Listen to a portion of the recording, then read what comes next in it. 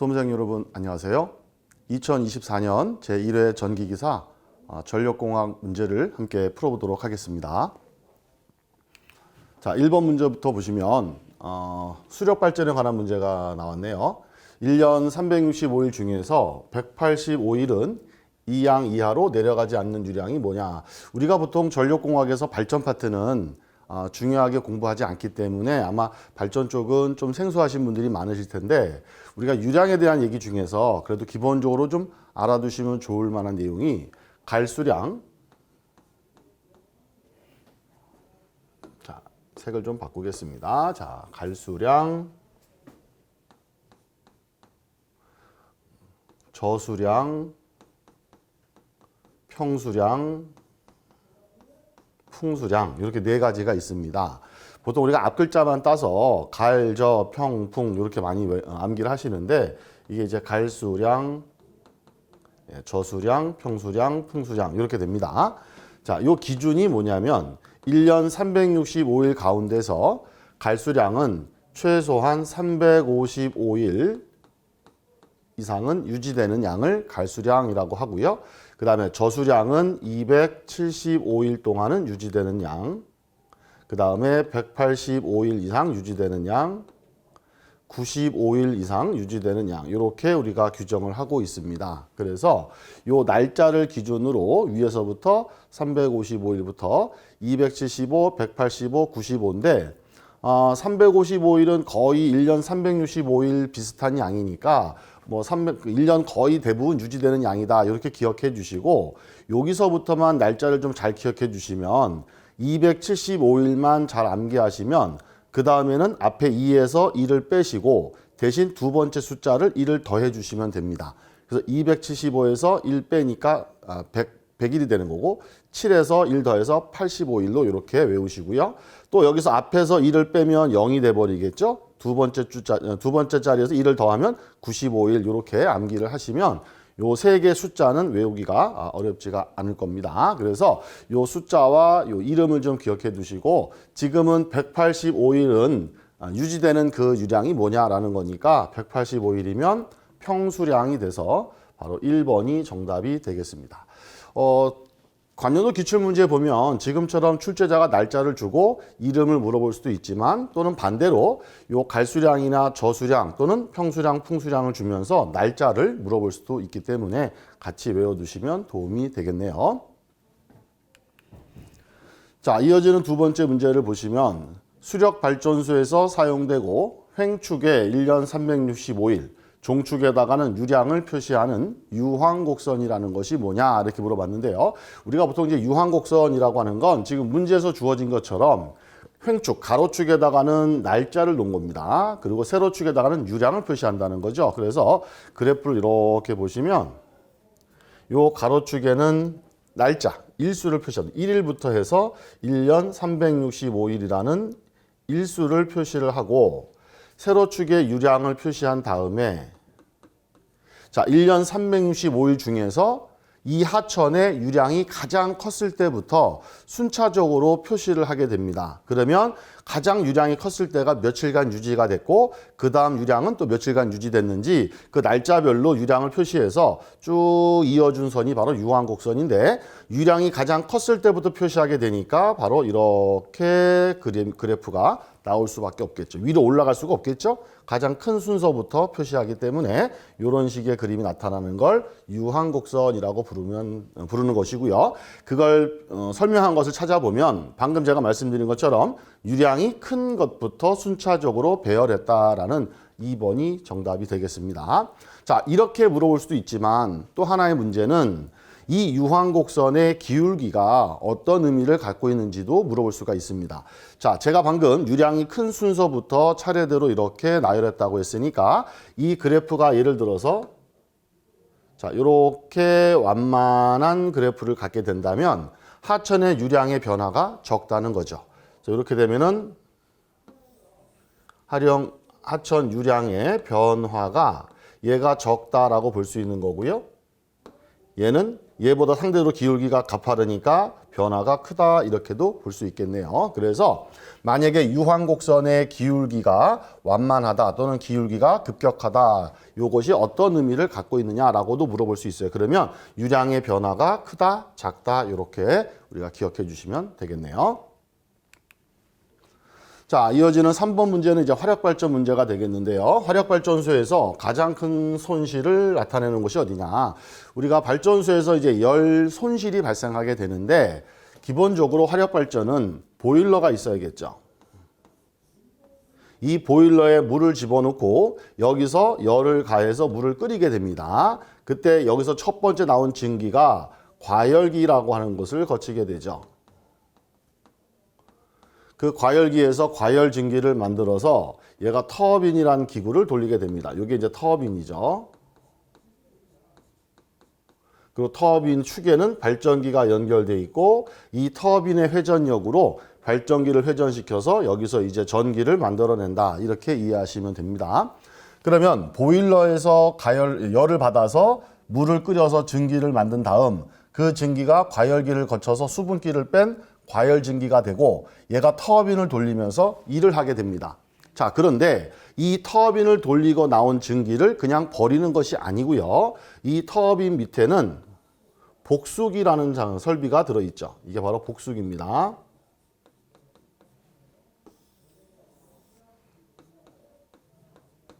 자, 복수기라고 하는 것이 뭐냐? 말 그대로 물로 복원시켜주는 기기라는 겁니다. 이 복수기 설비 안에 차가운 냉각수를 흘려주게 되면 이 터빈을 돌린 증기가 복수기로 들어오면서 냉각수한테 열을 뺏기게 되겠죠. 그러면 그 열을 뺏기는 순간 증기가 물로 다시 되돌아가게 됩니다. 그래서 물로 복원시켜준다. 그래서 복수기라고 하는 설비가 됩니다.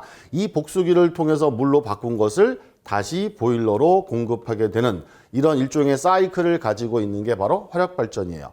자, 이때 이 복수기에서 냉각수를 통해서 증기의 열을 다량으로 뺏은 다음에 그 냉각수는 그냥 바다로 흘려버리기 때문에 여기서 발생하는 열 손실이 가장 크다고 볼 수 있겠죠. 그래서 결국 손실이 가장 큰 부분은 복수기의 손실이 가장 크겠습니다. 그럼 여기서 의문점이 드는 것이 뭐냐면 아니 그렇다면 냉각수를 통해서 열을 뺏어서 다 버릴 거라면 왜 여기서 복수기라는 장비가 꼭 필요하게 되느냐.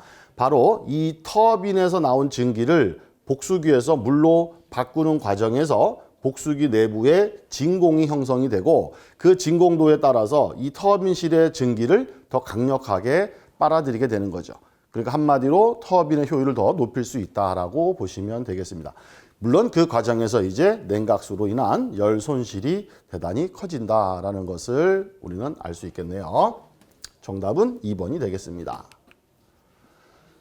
자, 이어지는 4번 문제를 보시면 송전선의 특성 임피던스는 저항과 누설 컨덕턴스를 무시한다면 어떻게 표시됩니까? 라고 했네요.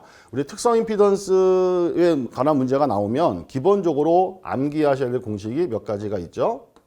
일단 첫 번째 특성 임피던스 기본 공식은 루트의 Z 나누기 Y 이렇게 구하는 거고요. 자, 여기서 임피던스는 R 플러스 J 오메가 L이 될 거고요.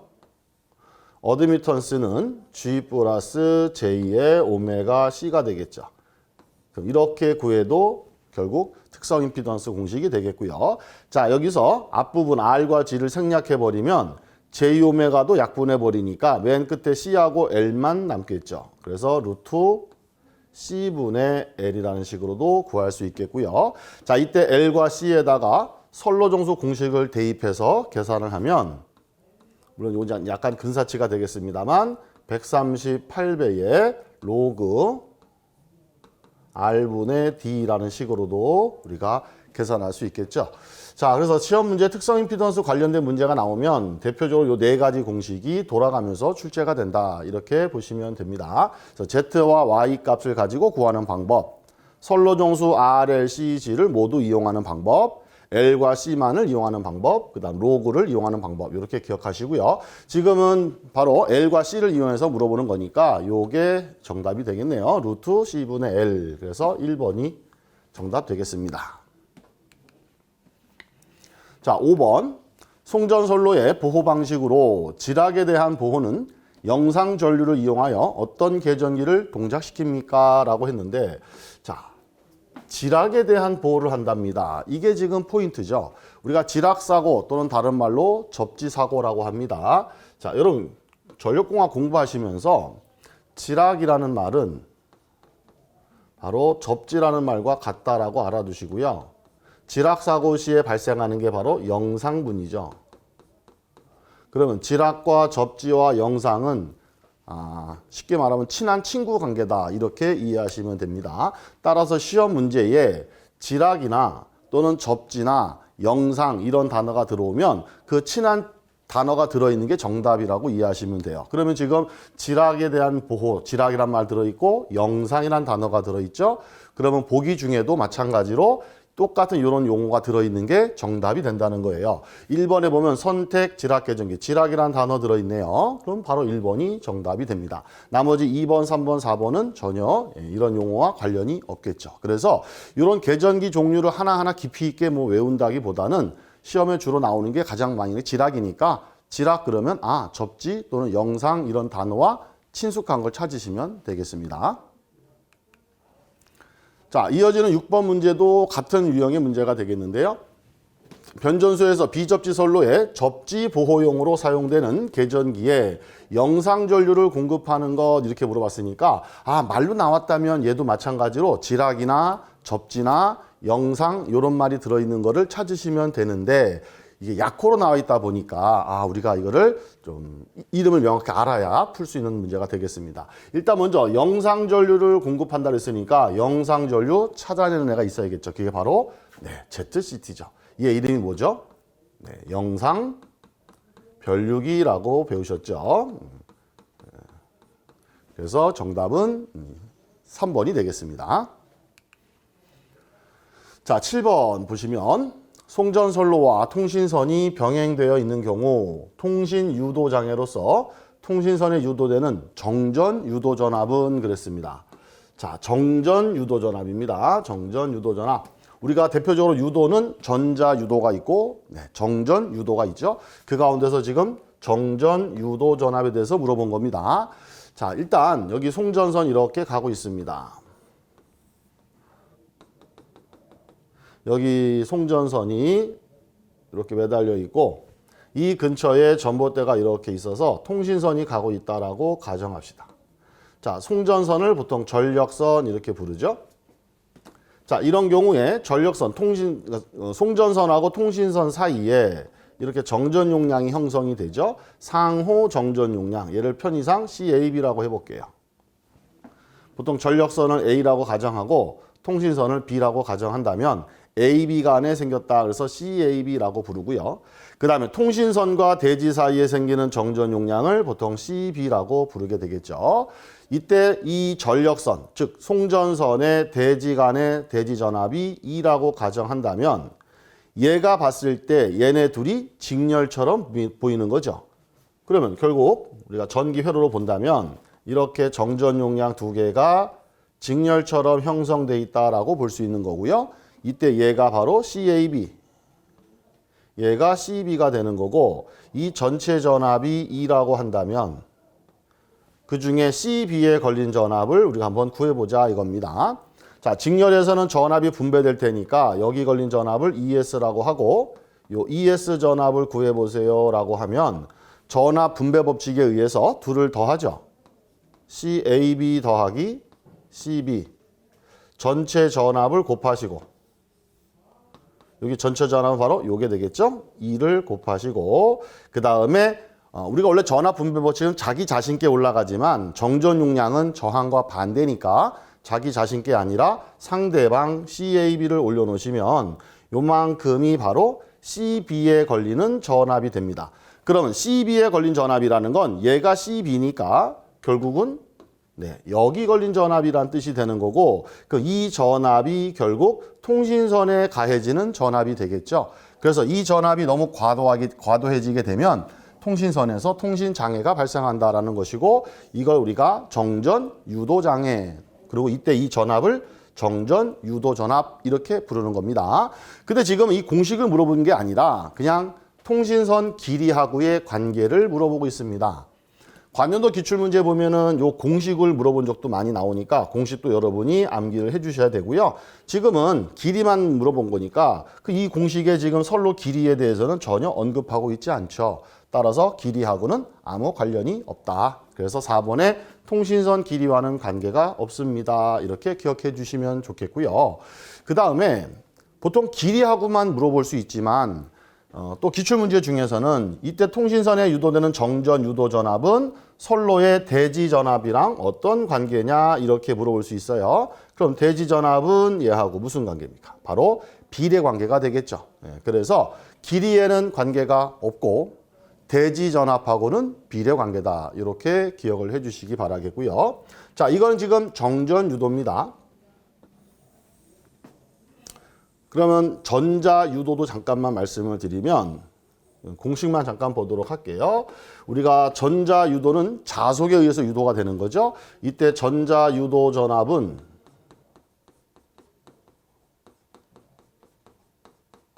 우리가 EM이라고 보통 쓰고요.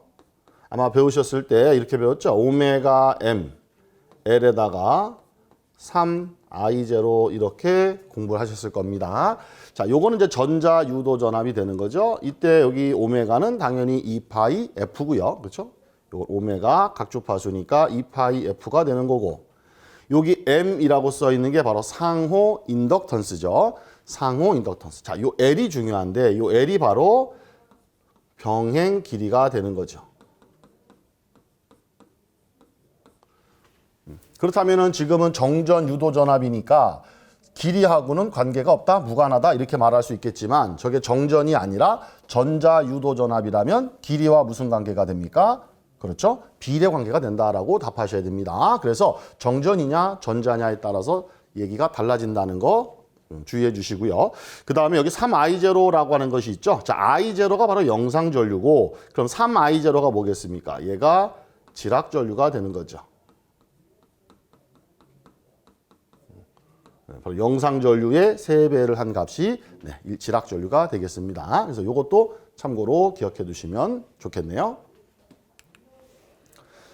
자, 이어지는 8번 문제 보시면 고속도 재폐로의 목적에 대해서 물어보고 있습니다. 자, 고속도 재폐로, 우리가 폐로라는 건 닫는다는 거죠. 선로를 끊었다가 다시 닫아주세요라는 게 재폐로입니다. 자, 우리 선로에서 즉 전력계통에서 가장 많이 생기고 가장 빈번하게 생기는 사고가 바로 일선지락 사고죠.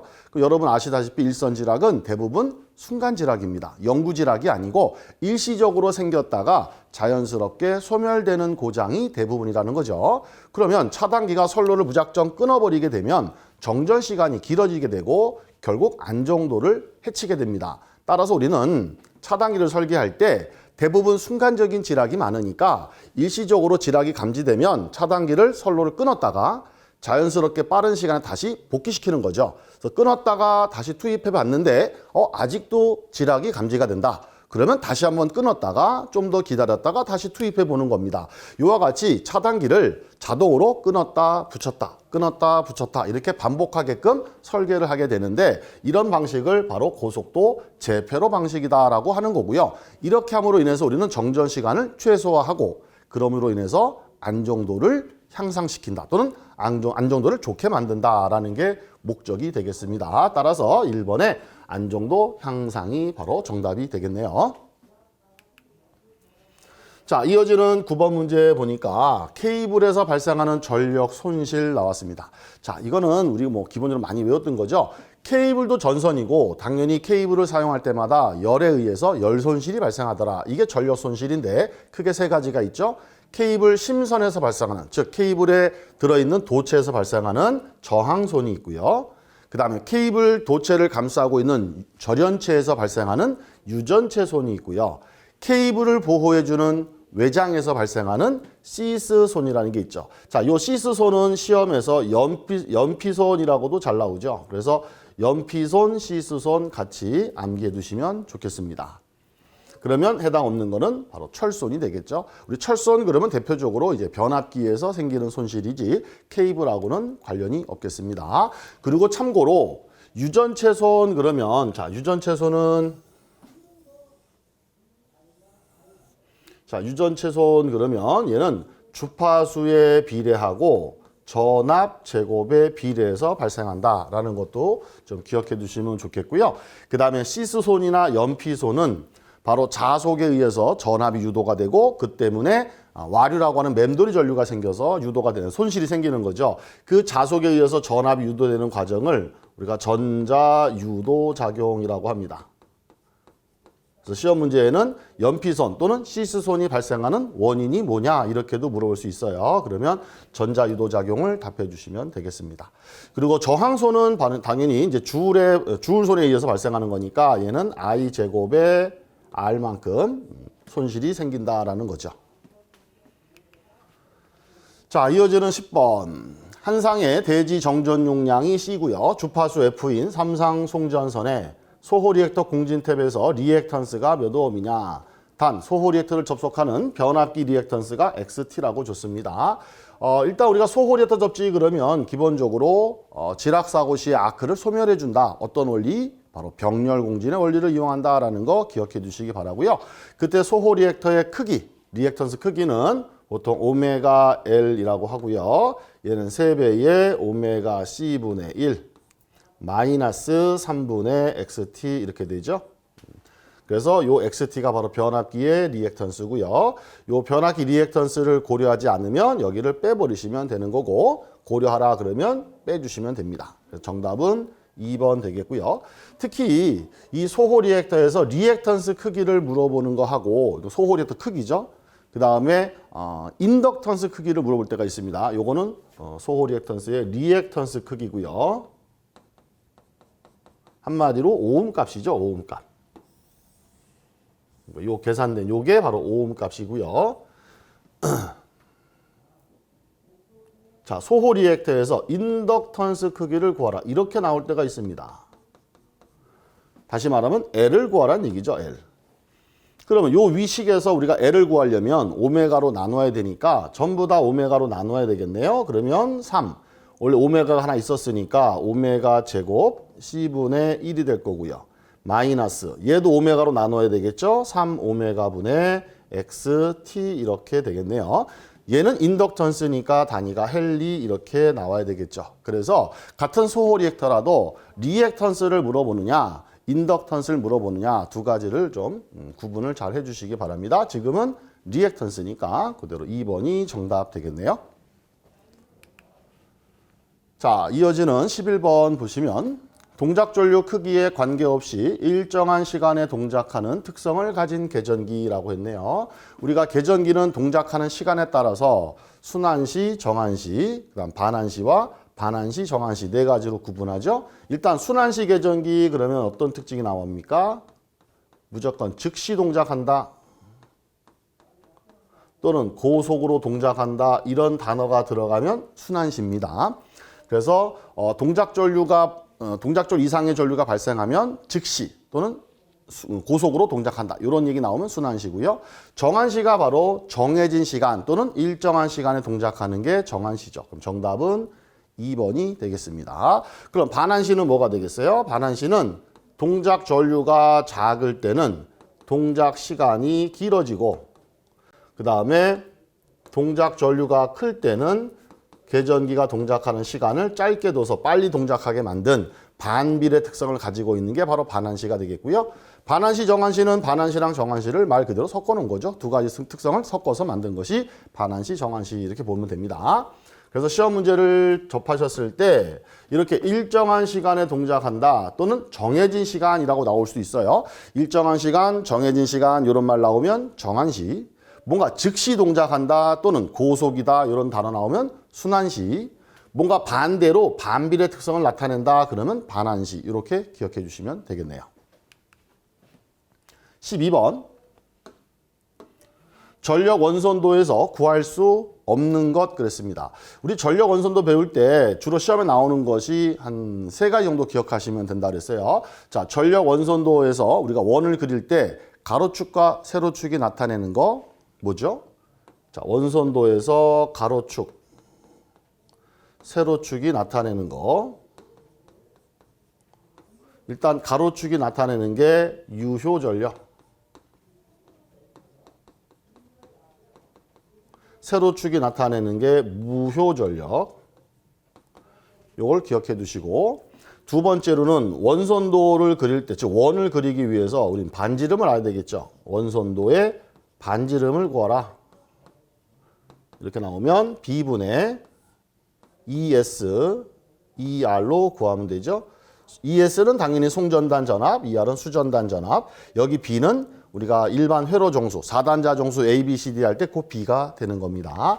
자, 요 내용도 알아두시고, 그 다음에 또 하나가 이제 이 원선도 그려서 뭐 할 거냐라는 거죠. 그러면 원선도를 통해서 우리가 알 수 있는 정보도 많고, 또 모르는 것도 있는데, 항상 시험에 나오면 이렇게 알 수 없는 것을 물어봅니다. 근데 그게 굉장히 많죠. 종류가 많은데, 우리는 확률적으로 주로 시험에 자주 나왔던 것이 두 가지다라고 기억을 하고 계실 거예요. 하나가 바로 과도 안정, 극한 전력.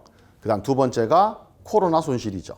그래서 코로나에 관한 얘기가 나오거나 과도라는 말이 들어가는 게 정답이라고 기억해 두시면 됩니다. 정답은 4번이 되겠습니다. 자, 13번. 수전용 변전 설비의 1차 측 차단기 차단 용량은 주로 어느 것에 의해서 정해지느냐. 우리가 차단기의 용량은 바로 단락 용량을 기준으로 설계합니다. 그럼 일단 단락 용량이란 단어가 들어있어야 되겠네요. 단락 용량. 자, 요것만 알고 계셔도 일단 2번과 3번 중에 우리가 확률을 높여서 찍을 수가 있겠죠. 그런데 하나면 좋겠는데 두 개니까 두 개 중에서 선택을 하셔야 됩니다. 그러면 이 문제의 키포인트가 뭐냐? 바로 1차 측에 설치한다는 거예요. 우리가 1차 측을 보통 전원 측이라고 부르는 거고요. 전원 측. 전원 측이란 말이 다른 말로 전기를 공급하는 공급 측이란 얘기죠.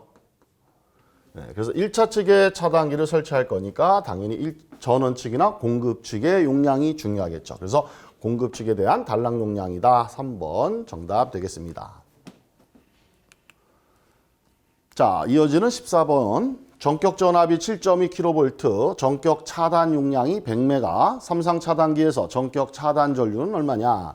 일단 우리가 전격 차단 용량 PS라고 한다면 삼상에서는 루트 3배의 전압에다가 IS를 곱하죠. 이 IS가 얘를 단락 용량 이렇게 부를 때는 단락 전류라고 하시면 되는 거고요. 이게 차단 용량 그러면 차단 전류라고 하시면 됩니다. 결국은 전류 구하라는 얘기입니다. 그러면 IS는 루트 3배의 V분의 PS 이렇게 될 거고요. 자, 단락 용량 또는 차단 용량이 100메가, 루트 3배의 전압은 7.2kV 이렇게 계산하시면 아마도 얘가 8kA가 나오게 될 겁니다. 원칙은 여기는 메가고, 그죠? 100메가고 얘는 킬로니까 위아래 단위를 맞춰야 되기 때문에 이게 킬로기 때문에 여기는 10의 3승 하셔야 얘도 메가에서 킬로볼트 암페어로 이렇게 바뀌는 거죠. 원래는. 이렇게 하면은 킬로볼트가 날아가고 암페어만 남게 됩니다. 이렇게 계산하면 얼마 나와? 8,000 이렇게 나오겠죠. 당연히 암페어고요. 그럼 다시 얘를 킬로암페어로 바꾸니까 8킬로암페어 이렇게 계산하셔도 됩니다. 근데 이제 우리가 이쯤 되면 딱 보는 순간 출제자가 킬로암페어로 물어봤으니까 처음부터 그냥 아예 한 방에 여기 10의 3승 안 해버리면 얘는 메가고 얘가 킬로니까 볼트 없어지고 메가를 킬로로 나누면 바로 그냥 킬로로 이렇게 정리가 될 수도 있겠죠. 그래서 그냥 이렇게 하시면 그대로 킬로암페어가 나오는 거고요. 아니면 여기도 10의 3승 하셔서 계산하셔도 됩니다. 그럼 대신에 한번 단위를 환산해 주셔야 되겠죠. 자, 15번. 공통 중성선 다중접지 3상 4선식 배전선로에서 고압측 1차 측 1차 측이 바로 고압측이죠. 중성선하고 저압측의 중성선을 전기적으로 연결하는 이유, 목적이 뭐냐? 이건 아마 여러분 설비 기술 기준에서 배우신 내용이 될 것 같습니다. 우리 변압기에서 고압측과 저압측을 중성선을 전기로 이어놓는 이유는 바로 혼촉시, 고압과 저압이 혼촉됐을 때 저압측의 전위가 상승하게 되죠. 이거를 막기 위한 겁니다. 그래서 상승 전압을 억제하기 위한 것이다. 4번이 정답 되겠고요.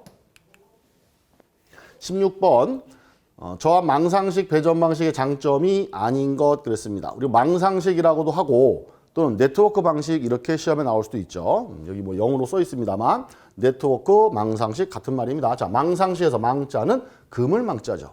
배전선로가 그물망처럼 아주 복잡하게 얽혀 있다는 겁니다. 자, 그러다 보니까 좋은 점은 어느 한 지점에서 사고가 나더라도 다른 길로 우회해서 전력이 공급될 수 있기 때문에 절대 정전될 일이 없죠.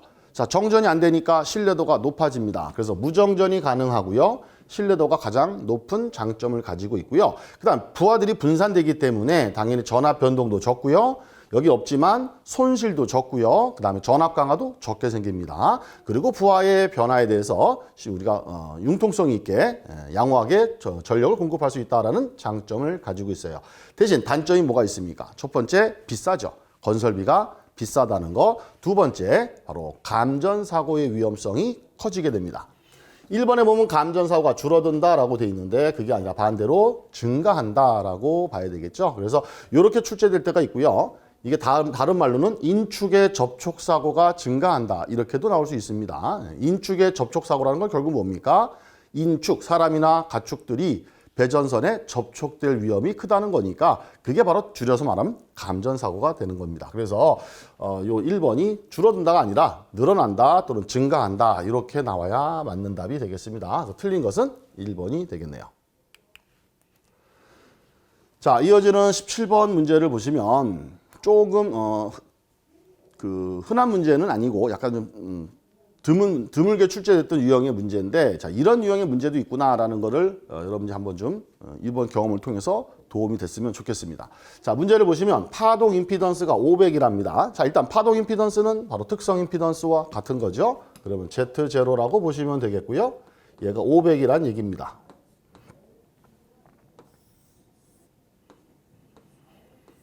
자, 이와 같은 가공 송전선에 대해서 인덕턴스하고 정전 용량 구하랍니다. L을 구하고 C를 구하세요. 이렇게 물어봤습니다. 우리 앞쪽에서 문제 풀어본 것 중에 이런 거 있었죠. 특성 임피던스 구하는 공식 중에 루트 C분의 L이라고 하는 문제가 있었습니다. 그죠?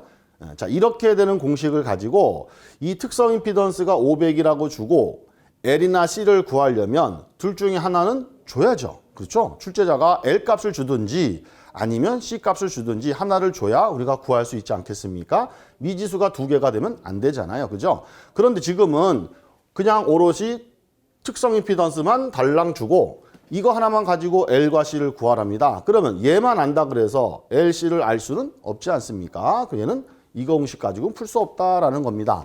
그럼 어떤 공식을 우리가 이용해야 되느냐라는 건데, 우리 특성 임피던스 구하는 공식 중에서 바로 로그가 들어있는 식이 있었죠. 138배의 로그 10의 R분의 D라는 식이 있었습니다. 그럼 이렇게 계산된 특성 임피던스가 500이 나왔습니다. 이 얘기는 결국 R이 얼마고 여기 D가 얼마인지는 모르겠지만 전체적으로 이 로그 값은 알 수 있겠죠. 우리 로그 값을 구하려면 요 138을 넘기면 되는 거니까, 자, 이렇게 알 수 있겠네요. 자, 로그 10의 R분의 D는 결국 138분의 500이다라는 값을 우리는 알 수가 있겠습니다. 자, 이제 이거를 이용해서 우리는 L과 C를 구하시면 되는데, 먼저 L을 구해 보시면 원래 우리가 인덕턴스 L은 0.05 플러스 0.4605 곱하기 로그 10의 R분의 D 이렇게 여러분 알고 계시죠? 물론 맞습니다. 그런데 이 특성 임피던스 구할 때 여기 138배라는 숫자가 나오는 과정에서 요 식에서 우리가 0.05를 생략하고 구한 거거든요. 그래서 다시 거꾸로 구할 때도 요 0.05는 생략을 해주시면 됩니다. 그럼 뭐만 구하면 돼? 대략 0.4605 로그 10의 R분의 D 요것만 이용해 주시면 되고요. 자, 정전 용량 구할 때는 정전 용량 공식은 원래 로그 10의 R분의 D에다가 0.02413이라는 공식을 아마 배우신 기억 나시죠? 그럼 이 식에서 요 로그 값을 우리가 지금 구했다는 얘기니까, 그죠? 요 자리에 얘를 집어넣으면 된다 이겁니다. 요 로그 값이 바로 요거니까 138분의 500이라는 수치를 여기다 넣고 여기다 넣으시면 나머지는 그냥 상수죠. 숫자니까 우리가 계산기를 통해서 구할 수가 있겠습니다. 자, 이걸 계산해 보시면 얘가 아마도 대략 1.67 이렇게 나올 거고요. 이걸 계산하시게 되면 0.0067 정도 나올 겁니다. 그래서 요 두 개를 찾아보시게 되면 정답은 3번이 답이 되겠습니다. 자, 18번. 개통의 안정도 증진 대책이 아닌 것 그랬습니다. 자, 안정도 문제가 앞에서 한번 나왔습니다만 앞에 문제에서 이제 제표로 방식, 고속도 제표로 방식을 쓰는 이유가 안정도를 향상하기 위한 것이다라는 문제가 있었죠. 그럼 당연히 우리가 그 문제를 통해서 4번은 맞는구나라는 걸 알 수 있습니다. 그러면 두 번째 보시면 선로의 회선수를 감소시킨다. 우리가 그 병의 회선수를 늘려주면 늘려줄수록 안정도가 좋아지는 거죠. 그럼 얘는 틀렸네요. 그 다음에 중간 조상 방식을 채용한다. 맞죠? 중간 조상 방식을 통해서 중간 조상 방식은 송전선 중간에 조상 설비를 연결해서 전압 변동을 줄여주는 거니까 역시 안정도 향상 대책에 맞는 얘기가 됩니다. 그럼 일단 이 3번, 4번은 맞는 거고 2번은 틀렸고요. 그럼 1번을 볼까요? 발전기나 변압기의 리액턴스를 작게 한다. 맞죠? 우리가 리액턴스를 작게 할수록 안정도가 좋아집니다라고 배우셨을 겁니다. 그럼 결론은 아닌 것은 2번이 됩니다. 회선수를 감소하는 게 아니라 증가시켜야 되겠죠. 자, 그리고 요거 외에도 추가적으로 몇 가지만 더 본다면 우리가 안정도를 높이기 위해서 복도체를 쓰는 것도 한 가지 방법이 되죠. 물론 복도체는 직접적으로 코로나를 막기 위한 거지만 안정도 향상에도 도움이 된다라는 거 알 수 있고요. 그 다음에 발전기나 변압기에서 리액턴스를 작게 하기 위해서 단락비가 큰 기기를 쓰는 것도 하나의 방법이 됩니다. 단락비를 크게 해준다라는 거. 그 다음에 소극 여자 방식이라는 걸 쓰라고 배우셨죠. 소극 여자 방식을 쓰세요라는 것도 되겠고요. 그 다음에 개통을 서로 연계하는 것도 바로 안정도를 증진시키는 방법이 되겠습니다. 뭐 기타 등도 여러 가지 있겠습니다만 이런 정도 내용도 같이 포함해서 기억해 주시면 좋을 것 같아요. 자, 이어지는 19번 문제. 피레기 구비 조건으로서 거리가 먼 것, 틀린 걸 찾으라는 거네요. 우리 피레기 구비 조건 그러면 기본적으로 꼭 알아두실 내용은 자, 피레기는 낙면을 방전시키면서 제한전압을 떨어뜨려 주는 게 좋은 거죠. 그러니까 제한전압은 낮을수록 좋은 겁니다. 제한전압 낮을 것. 그럼 제한전압이 낮아지려면 방전을 많이 해줘야 되는 거니까 방전 내량은 커야 되겠죠. 근데 방전을 너무 많이 하다 보면은 속류 차단이 원활하지 못할 수가 있습니다. 그래서 속류를 제대로 잘 차단해야 되니까 속류 차단 능력은 당연히 커야 됩니다. 그럼 결론적으로 얘네들은 다 맞다는 얘기입니다. 그럼 1번, 2번이 틀렸다는 겁니다. 사실은 이거 딱 보자마자 금방 알 수 있죠. 여러분 공부하실 때 어떻게 배우셨어요? 충격 방전 개시 전압과 상용 주파에 대한 방전 개시 전압. 얘네들은 무조건 반대다 이렇게 암기하시라 그랬죠. 그럼 둘이 무조건 반대가 돼야 되는데 둘 다 낮을 것 이렇게 나왔다면 무조건 둘 중에 하나가 틀렸다는 거 아닙니까? 그렇죠? 그러면 잘 몰라도 1번, 2번 중에 찍으셔야 됩니다. 자, 근데 우리는 정확히 개념을 아셔야 되니까 방전 개시 전압은 낮을수록 방전이 잘 되는 거죠. 방전 개시 전압이 높을수록 방전이 잘 안 되는 겁니다. 그죠? 자, 그렇다면 충격파에 대해서는 방전이 잘 돼야 되는 거니까 개시 전압이 낮아야 되는 게 맞는 거고요. 우리가 사용하고 있는 상용 주파는 웬만하면 방전시키면 안 되죠. 따라서 개시 전압이 낮을 것이 아니라 높을 것이 돼야 됩니다. 따라서 틀린 것은 2번이 정답이 되겠습니다. 자, 마지막 20번 문제를 보시게 되면 삼상 배전솔로 말단에 지상 역률 80%, 160kW 평형 삼상 부하가 있습니다. 부하점에다가 전력용 콘덴서를 접속하여 선로 손실을 최소가 되게 하려면 이게 포인트네요. 선로에 발생하는 손실을 최소가 되게 하려면 콘덴서 용량이 얼마가 필요합니까? 라고 물어보고 있습니다. 우리가 선로에 생기는 손실은 역률하고 무슨 관계냐라고 한다면 역률 제곱에 반비례한다라는 거 알고 계시죠? 그렇다면 이 손실이 최소가 되려면 역률은 반대로 최대가 돼야 됩니다. 그러면 역률은 얼마일 때가 최대냐? 1이죠. 그럼 이 문제는 결론적으로 뭘 말하는 거예요? 현재 역률이 80%인데 얘를 1, 즉 100%로 개선하겠습니다. 그 뜻입니다. 그럼 정리하면 이거죠. 원래 현재 역률 코사인 세타 1이 개선 전이죠. 80% 0.8이었던데 얘를 얼마로 개선하겠다는 겁니까? 1로 개선하겠습니다. 그 얘기예요. 자, 그렇다면 개선 전에 사인 세타는 얼마였겠습니까? 0.8이었으니까 0.6일 거고, 그 다음에 개선된 후에 사인 값은 코사인이 1이니까 0이 될 수밖에 없겠죠. 자, 이 상태에서 이제 콘덴서 용량 구하세요. 이 얘기고, 공식은 P 탄젠트 세타 1 마이너스 탄젠트 세타 2, 이게 바로 콘덴서의 용량 구하는 식이죠. 여기서 탄젠트는 코사인 분의 사인이니까 개선 전은 0.8분의 0.6 이렇게 하면은 얘가 되는 거고요. 개선 후는 1분의 0 이렇게 하면 사인 값이 0이니까 이 탄젠트 자체가 0이 돼 버리겠죠. 그럼 필요 없네요. 그럼 우리는 결국 뭐만 구하시면 돼? P 탄젠트 세타 1만 구하시면 된다는 겁니다. 그럼 P는 킬로와트 전력이니까 전력이 160킬로와트짜리라고 줬고요. 160. 그 다음에 개선 전 값만 넣으시면 되는 거니까 탄젠트는 코사인 분의 사인 0.8분의 0.6이 되겠네요. 자, 이걸 계산기로 누르시면 120이 나오게 됩니다. 그러면 결국 콘덴서는 120kg짜리를 대입하면 역률이 100% 1이 된다는 것이고 그때 손실이 최소가 될 수 있다라는 겁니다. 정답은 2번이 정답이 되겠습니다.